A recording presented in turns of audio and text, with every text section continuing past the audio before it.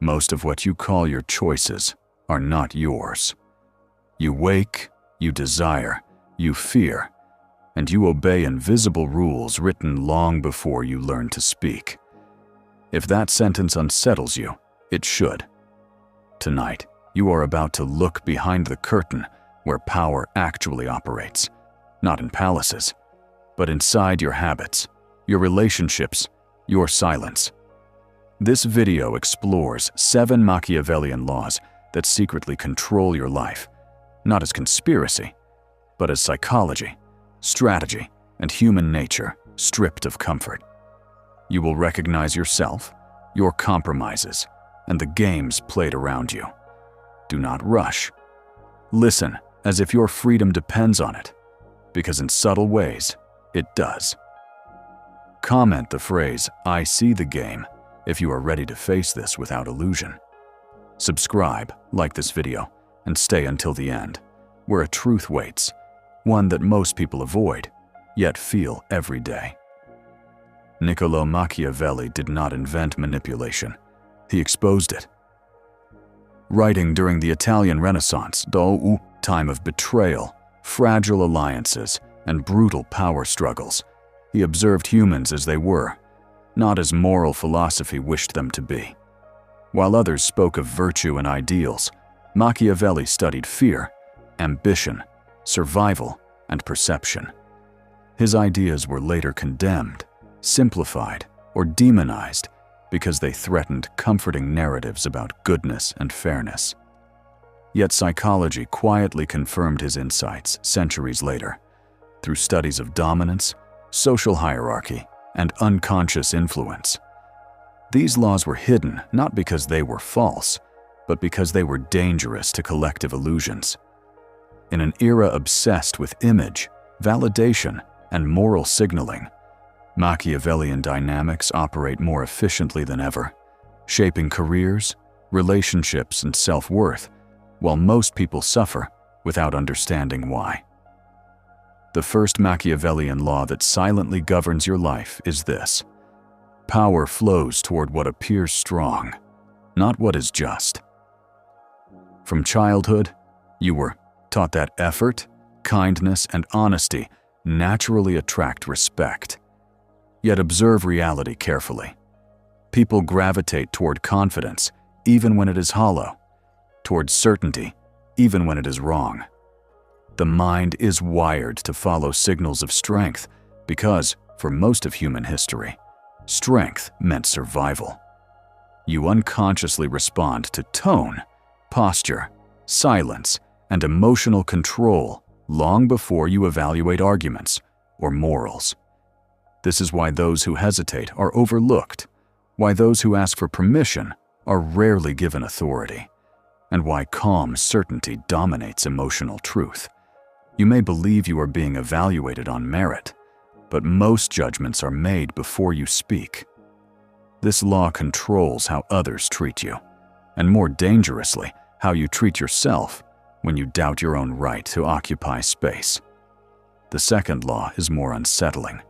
People do not respond to who you are, but to the role you play in their internal story.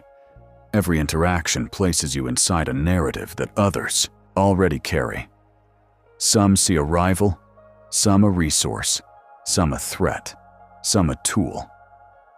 Machiavelli understood that humans relate through symbols, not reality. This is why being authentic does not guarantee being respected. If your behavior contradicts the role assigned to you, discomfort arises, not clarity. Many conflicts are not about actions, but about violated expectations. You may notice that the moment you change, people resist, not because the change is wrong, but because it disrupts the story that made them feel secure. This law quietly traps people in old identities, old dynamics, and old hierarchies, while convincing them they are being true to themselves. The third law is rarely named, but deeply felt. Dependence creates invisibility. The more you need approval, validation, or permission, the less power you hold. This is not cruelty, it is psychology. Needing something places you below the one who can grant or withhold it.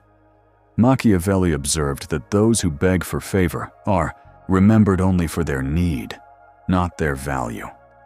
Modern life amplifies this law through social validation, algorithms, and emotional bargaining.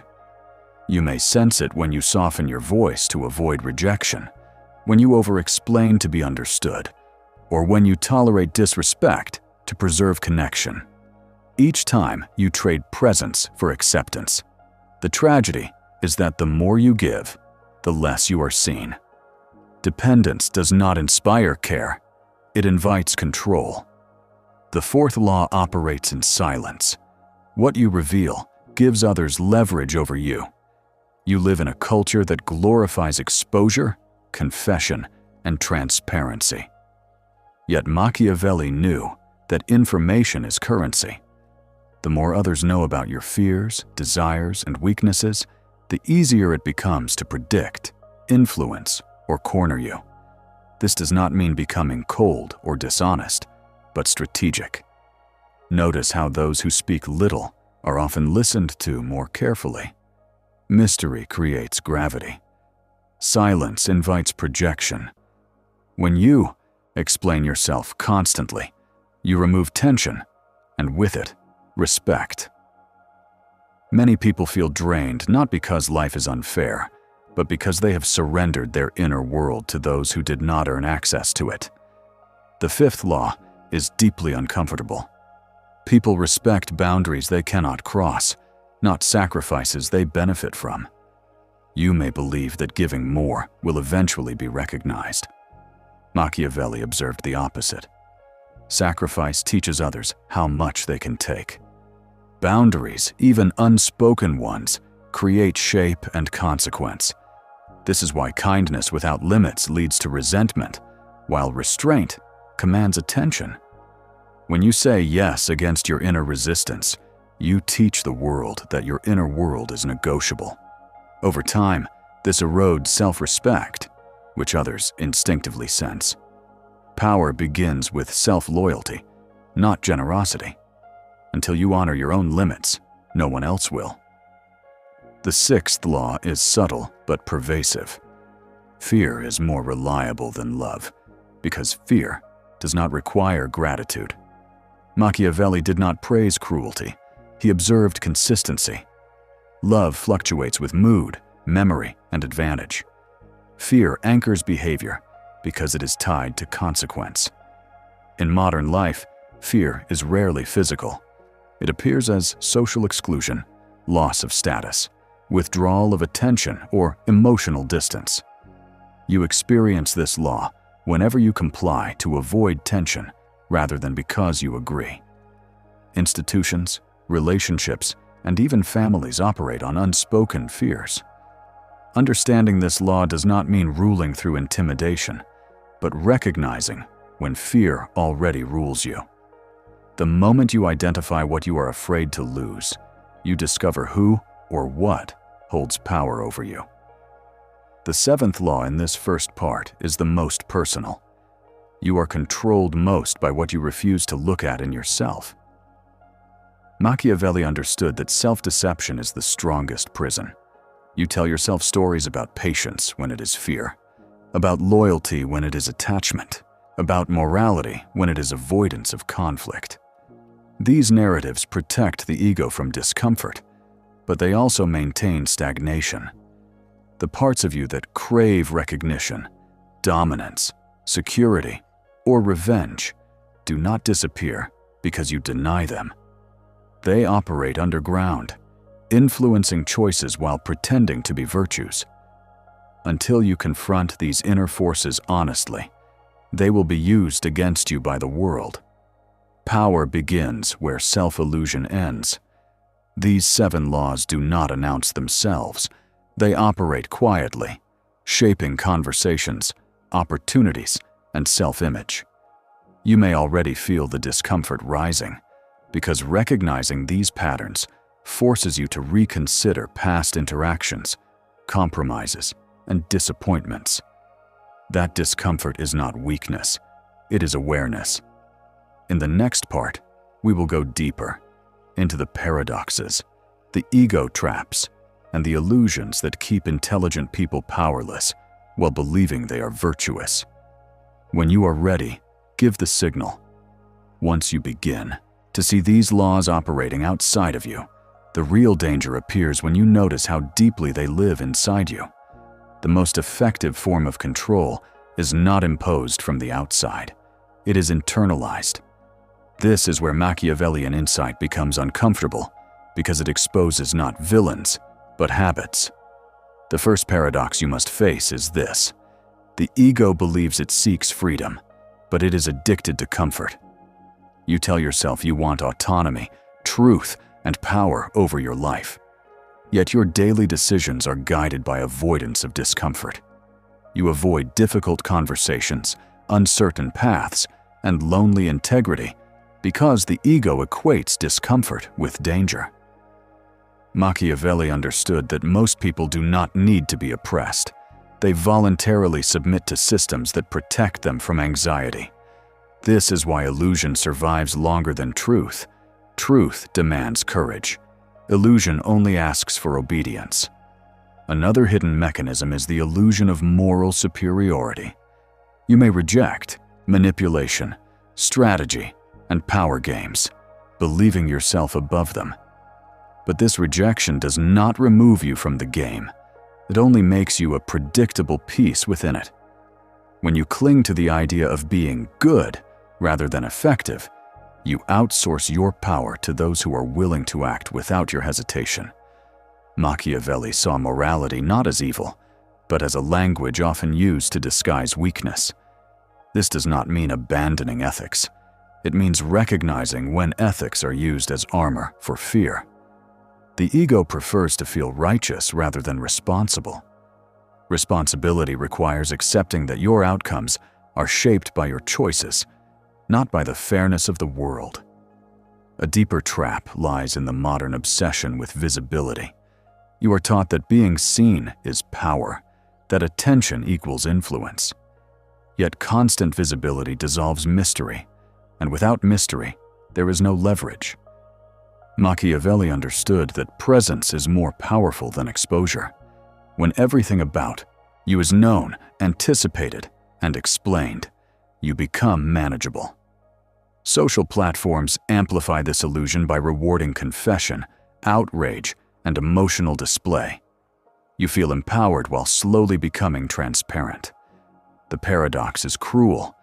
The more you express, the less you are listened to. The more you react, the less you are respected. Silence, restraint, and timing are mistaken for weakness by those who fear them, but instinctively respected by those who understand power.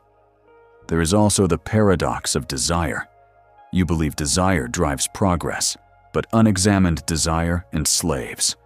The need to be admired, loved, chosen, or validated makes you negotiable. Machiavelli observed that the fastest way to lose influence is to reveal what you want too clearly. Desire narrows perception. It makes you impatient, reactive, and readable. Others sense it in your tone, your urgency, your willingness to compromise.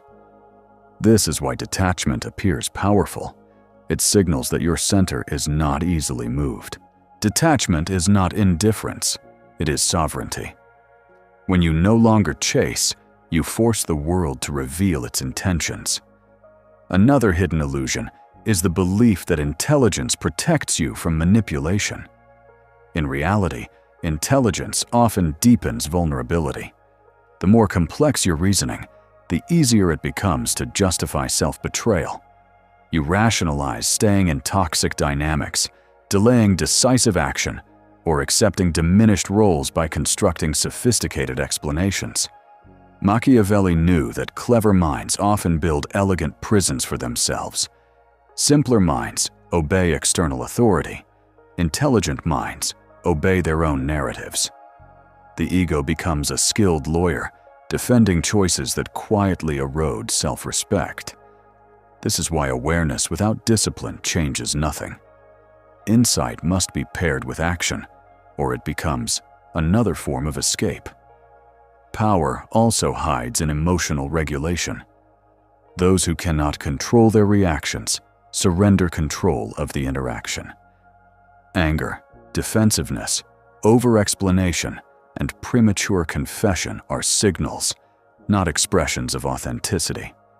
Machiavelli observed that emotional unpredictability invites exploitation. Calm, even under pressure, creates asymmetry. When you remain composed while others escalate, you gain informational advantage. You see more than you reveal. This is why silence unsettles people more than confrontation. Silence removes the script. It forces others to fill the void with their own assumptions, often exposing their intentions. Perhaps the most disturbing insight is this: many of your suffering patterns are maintained because they protect your identity. If you see yourself as misunderstood, self-sacrificing, or morally superior, certain outcomes must repeat to keep that identity alive. Machiavelli understood that humans cling to roles even when they hurt, because roles provide meaning. To step out of the role requires facing emptiness, uncertainty, and responsibility. Freedom is not comforting. It is quiet, exposed, and demanding. This is why people often sabotage moments of growth. They threaten the story the ego has invested in. Finally, there is the illusion of inevitability. You tell yourself, "This is just how things are. This is how people treat me. This is how the world works." These statements feel realistic, but they are often rehearsed surrenders. Machiavelli rejected inevitability. He believed in adaptability, timing, and strategic patience. Circumstances change when behavior changes. The moment you alter how you respond to power, power recalibrates around you. This does not happen dramatically. It happens quietly. People test boundaries. Systems probe resistance. When they meet firmness instead of explanation, dynamics shift. These advanced laws are not meant to turn you into a manipulator, but into someone ungovernable by illusion. They strip away comforting lies and replace them with clarity. Clarity is not warm, but it is stabilizing. As you absorb this, you may feel a tension between who you have been and who you could become. That tension is not a problem, it is the threshold. In the next section, we will move from understanding to application, from awareness to disciplined practice. So these laws no longer operate unconsciously against you, but consciously through you. When you are ready, give the signal. Understanding these laws changes nothing if they remain intellectual. Power that stays in the mind becomes another illusion. What transforms your life is disciplined application, practiced quietly, consistently, without announcement. The first practice is learning to regulate your presence before your words. Begin observing how you enter rooms, conversations, and decisions. Slow your movements slightly. Reduce unnecessary explanations. Speak only when your contribution adds direction or clarity. This is not about acting dominant. It is about removing nervous signals that reveal need. Presence is built when your body, tone, and timing align. People trust what feels grounded more than what sounds intelligent. Practice pausing before responding, especially when emotions rise. That pause alone begins shifting power dynamics in your favor. The second practice is strategic withdrawal from validation. Notice how often you seek agreement, reassurance, or reaction.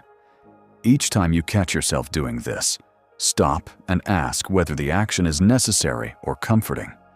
Begin making small decisions without informing anyone. Let outcomes speak instead of explanations. This trains your nervous system to tolerate independence. Discomfort will arise at first because validation has been your emotional currency. But as you detach, your self-trust grows. Ironically, the less you seek approval, the more naturally it arrives, because it is no longer demanded. The third practice is controlled disclosure. Not everyone deserves access to your inner world. Start treating personal information as something earned, not freely given. This does not mean lying. It means pacing, truth. Share selectively. Observe how people handle small disclosures before offering deeper ones. Those who rush intimacy often seek leverage, not connection. By protecting your inner landscape, you maintain psychological autonomy. Mystery is not deception, it is boundary. When others cannot fully predict you, they treat you with more care. The fourth practice is boundary reinforcement through behavior, not explanation. When a limit is crossed, respond with action, not argument. Reduce availability. Change patterns. Withdraw energy. Most people do not respect verbal boundaries. They respect consequences. This feels uncomfortable because it contradicts conditioning that says you must justify yourself. You do not. Your time, attention, and emotional availability are finite. When you protect them consistently, your environment adjusts. Those who benefit from your self-betrayal may resist. That resistance is confirmation that the boundary is necessary. The fifth practice is fear inventory. Sit quietly and identify what you are most afraid to lose: status, connection, security, image, or control. Write it down. Then observe how this fear influences your behavior. Fear reveals where power over you exists. Once identified, begin weakening its grip through exposure. Take small actions that risk this loss in controlled ways. Each time you survive the discomfort, fear loses authority. Courage is not dramatic, it is repetitive. The sixth practice is emotional discipline under pressure. Train yourself to remain calm when challenged, criticized, or misunderstood. This is one of the most powerful Machiavellian skills because it denies others the reaction they expect. When you do not react, you gather information. You see who escalates, who manipulates, who retreats. Emotional restraint is not suppression, it is timing. You choose when and how to respond. This alone elevates your perceived strength without aggression. The seventh practice is identity disruption. Question the roles you have been playing. Ask yourself who benefits from you being the helpful one, the patient one, the silent one, or the moral one. Then slowly step outside that role. Change one behavior at a time. Say no where you used to comply. Stay silent where you used to explain. Leave when you used to endure. This will feel disorienting because your identity is shifting. That disorientation is growth. Power requires the courage to be temporarily misunderstood. The eighth practice is detachment from outcome. Act with intention, but release attachment to immediate results. Desperation collapses leverage. When you focus on process rather than reward, your actions become cleaner and more precise. Others sense this and adjust their behavior. Detachment does not mean apathy. It means your center is not hostage to external response. This inner stability is rare and therefore influential. The ninth practice is silent observation. Spend time watching patterns rather than reacting to them. Who speaks when they feel threatened? Who withdraws when challenged? Who offers kindness strategically? Observation builds intuition. Intuition sharpens timing. Timing multiplies power. Most mistakes are not due to lack of intelligence, but poor timing driven by emotion. The final practice is self-loyalty. This is the foundation of all others. Do not abandon yourself to maintain harmony. Do not betray your inner signal to preserve comfort. Each time you honor your perception, even quietly, your internal authority strengthens. Others may not notice immediately, but dynamics always respond to internal shifts. These practices do not make you ruthless. They make you sovereign. They do not isolate you. They clarify your relationships. As you apply them, you will notice fewer conflicts, but clearer ones. Fewer connections, but stronger ones. Fewer words, but more impact. This is how the 7 laws stop controlling you unconsciously and begin serving you consciously. When you are ready, we will close this journey with a conclusion that brings everything together and leaves you with a final question that will linger long after the video ends. What you have just heard is not a promise of dominance, nor an invitation to manipulate the world. It is something far more unsettling: a mirror. The 7 Machiavellian laws you discovered were never imposed on you by force. They operated because they were invisible. They shaped how you speak, what you tolerate, what you fear losing, and how you betray yourself in small, silent ways. Once seen, they lose their hypnotic power, not because the world becomes fair, but because you become awake. Power, in its truest form, is not control over others, but sovereignty over your inner reactions.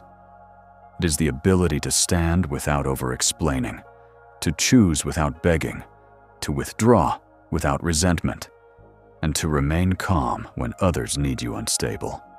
Most people live exhausted, not because life is cruel, but because they are constantly negotiating against themselves. You no longer have to do that. Awareness changes the game, but discipline changes your position within it. You may feel a quiet discomfort now, a tension between who you have been and who you are becoming. Do not rush to resolve it. That tension is the sign that an illusion has cracked. The world will continue to test you, subtly, repeatedly. It will see whether your boundaries are real or theatrical, whether your silence is intentional or fearful, whether your detachment is strength or avoidance. Let those tests happen. You do not need to announce your transformation. Power never does. Remember this above all: the most dangerous control is the one you mistake for your personality. When you stop calling fear patience, attachment loyalty, and avoidance morality, your life begins to reorganize itself. Not loudly, not dramatically, but decisively. Now ask yourself one final question, and do not answer it quickly. If your life is being shaped by invisible laws anyway, will you let them rule you unconsciously, or will you learn to stand where they can no longer move you? If this message resonated, leave a comment with the phrase you chose earlier and share what shifted in you. Subscribe if you are ready to keep exploring the truths most people avoid. This is not the end. It is the moment you stop being governed in silence